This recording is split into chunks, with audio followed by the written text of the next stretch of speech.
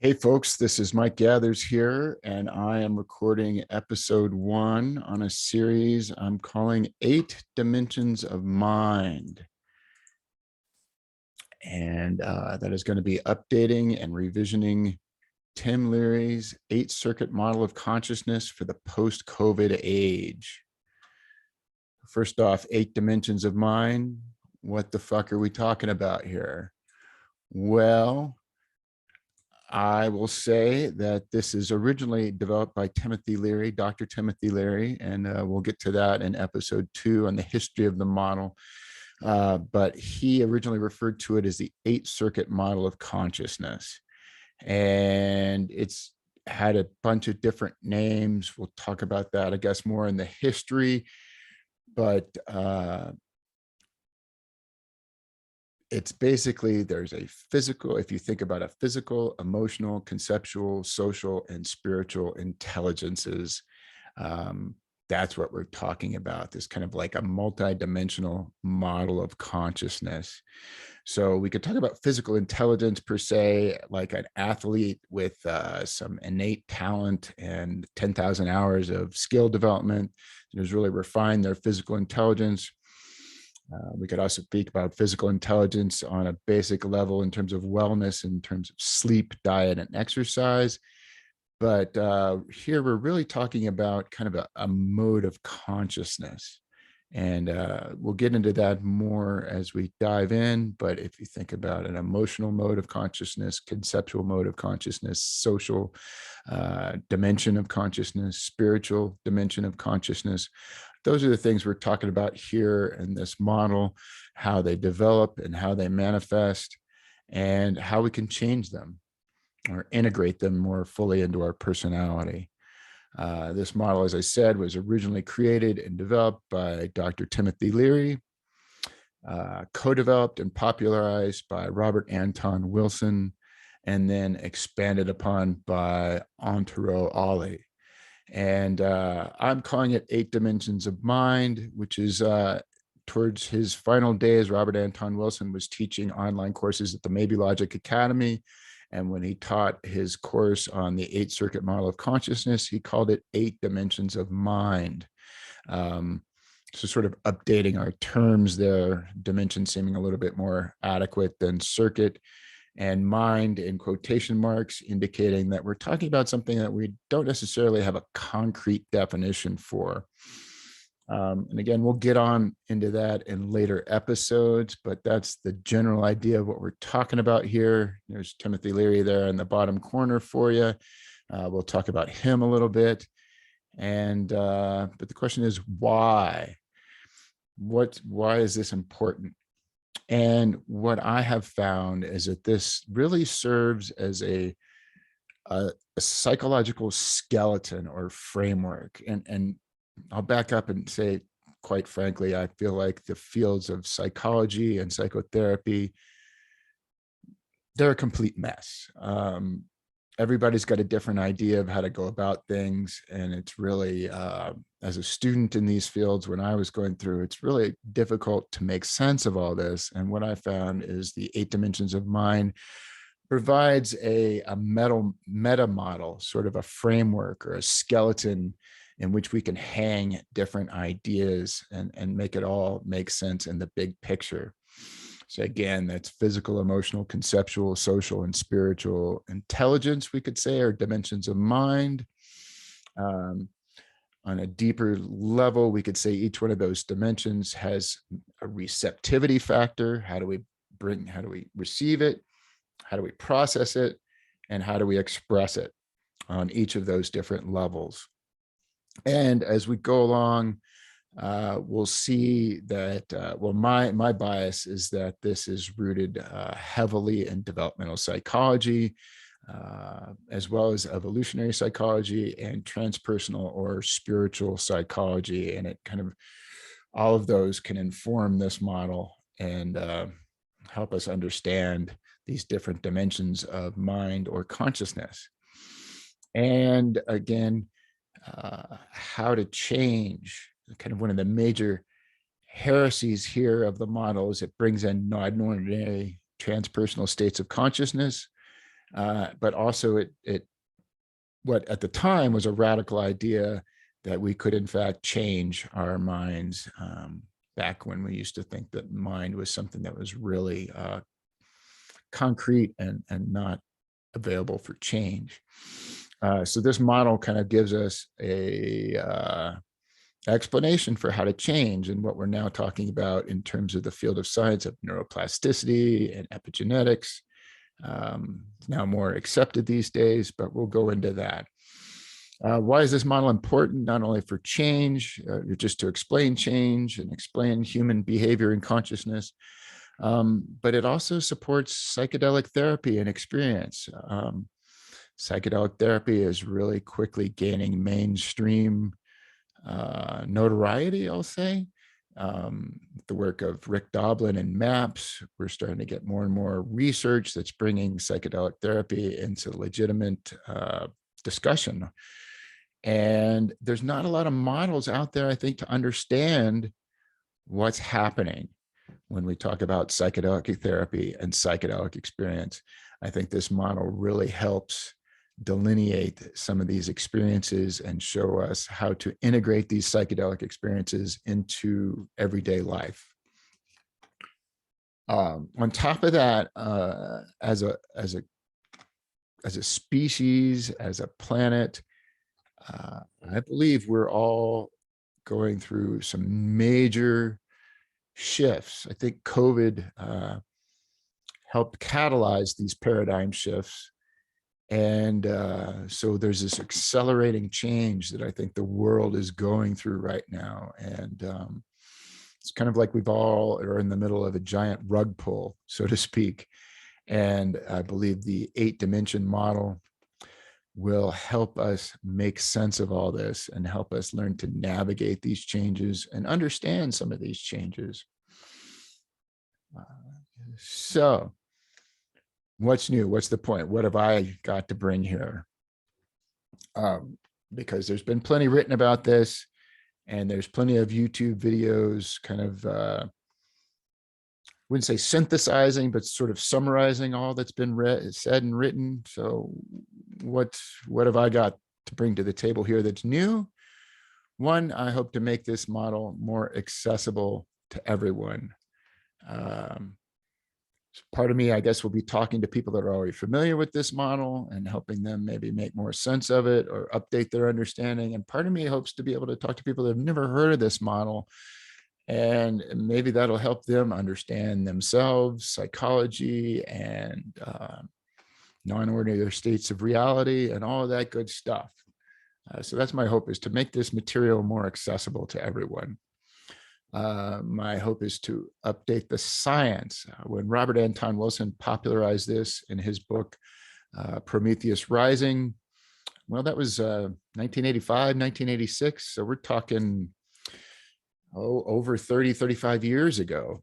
And so what I would like to do is bring in the latest in psychology, particularly developmental psychology, evolutionary psychology, neuroscience, psychobiology, and use what we have today to inform our definitions of these metaphorical constructs. What we're talking about here is not something we can point to with hard science. I've got a little picture of the brain here, and sometimes we like to refer to these different dimensions. Maybe the first 3 dimensions might be outlined in these pictures that we see. This picture I've got here below, and these 3 different parts of the brain, we might correlate or correspond those to some of the first three dimensions, and use that to inform the science.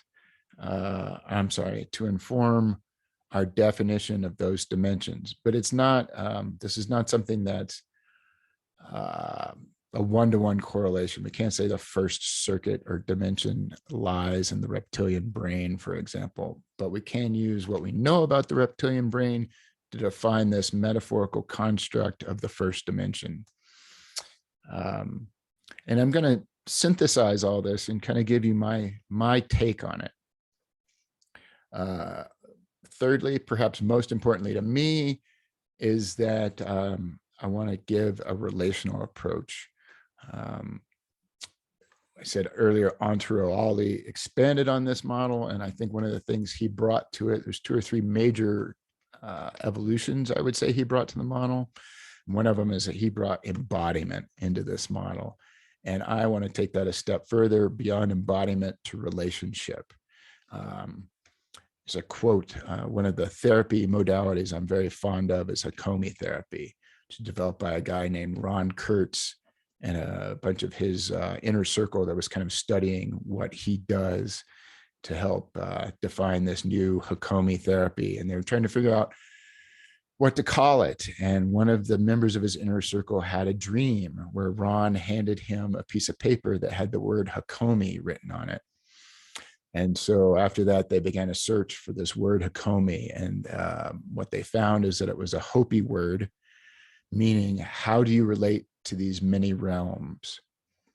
And in a way, that's what I hope to bring is how do you relate to the realm of physical mind, emotional mind, conceptual mind, social mind, and spiritual mind? What do those things mean to you? And how do they shape your experience of the world? What we might call the organization of experience. How are you organizing your perceptions and expressing them as you go through the world? The final thing that I'm hoping to bring is a little simplicity and elegance, and that you're going to see that I really use the framework of developmental psychology as we understand it today in 2022 to define at least the first 4 of these dimensions. And when we start creating these relationships between dimensions, that allows us to define the other dimensions. And I believe this creates the most simple and elegant version of the model that I have found. It could get really complicated.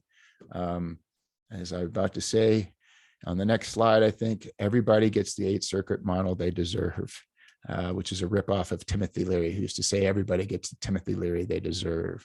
But ultimately what I'm saying here is that use this. A lot of you maybe have already got your own idea about this model. Maybe I have something to offer that will help update and upgrade your idea of the model.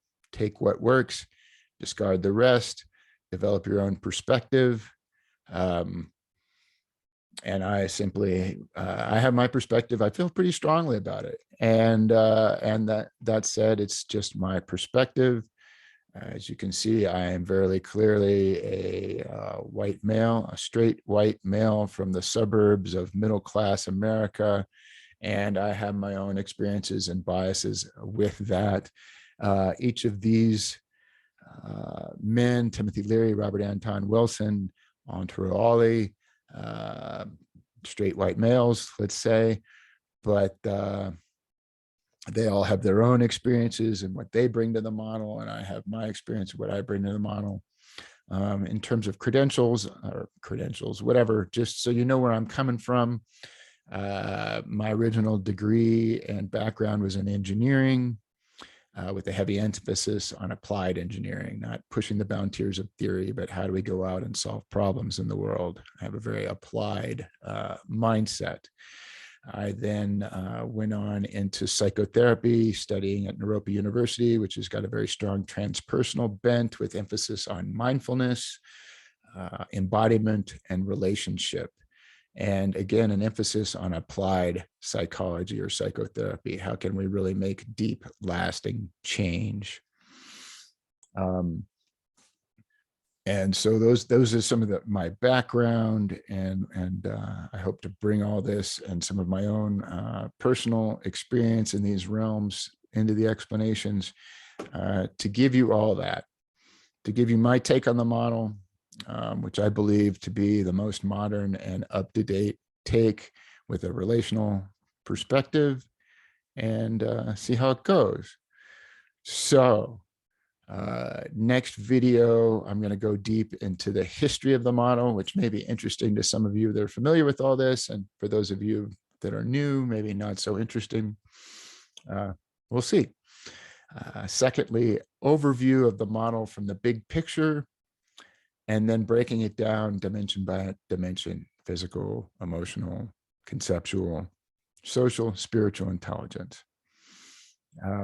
Showing how each of these dimensions relate to each other. For the physical, emotional, conceptual, and social, I will say there is a corresponding spiritual intelligence for each one of those four developmental dimensions. And again, putting it all into modern context, what I mentioned earlier, I think COVID has catalyzed us, but we're in a massive paradigm shift. We've got climate change creating a once in a lifetime shift in the planet, where we're moving from dependency on the planet to interdependency, where the planet depends on us as much as we depend on it. And that's once in a lifetime of the planet, I believe. So that is a shift of major proportions. Those of you that are Robert Anton Wilson fans have heard about Toffler's third wave, which suggests that we're moving from a major paradigm shift that started when we moved from, say, hunter-gatherer to agrarian species, and then to an industrial species, and now what I'll call, for lack of a better word, a digital species. Some people call it the information age. But this shift from industrial to informational, again, a major paradigm shift. And on a geopolitical scale, we're seeing a shifting of the world order. And I don't mean that in some conspiratorial thing. I'll explain that probably at the end here, what that means. But geopolitics is shifting and changing right at this very moment in a major way. And I think all these paradigm shifts of climate and the earth, of society and industrial to informational, and geopolitical, economic, are all converging at once for something that's unprecedented. I think this is a huge thing. We're all struggling to keep up. And it all feels to me like we're all kind of had the rug pulled. And I believe this model can help us make sense of these things, especially when you get into how these different states of consciousness develop within us, and how we could access them and integrate them and develop them more thoroughly within us. We'll discuss more of that later. And then finally, like the application of it. I very much into application. A lot of these early videos are going to be about theory and explanation. And at the end of the day, where does the rubber meet the road? How can we take what we're learning here and apply it to our everyday lives? So that's the gist.